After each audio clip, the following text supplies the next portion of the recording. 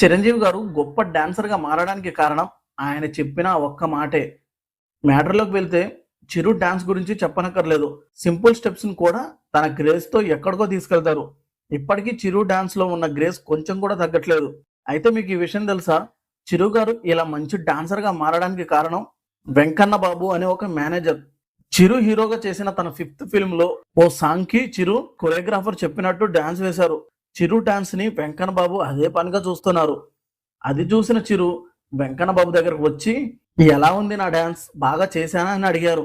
దానికి వెంకన్న బాబు, "ఏం చేశావు? నీ వెనక డాన్సర్స్ ఎలా చేశారో నువ్వు అలానే చేశావు. దాంట్లో నీ గొప్పేముంది?" అని చెప్పడంతో చిరు ఆలోచనలో పడ్డారు. అప్పుడే చిరుకు అర్థమైంది.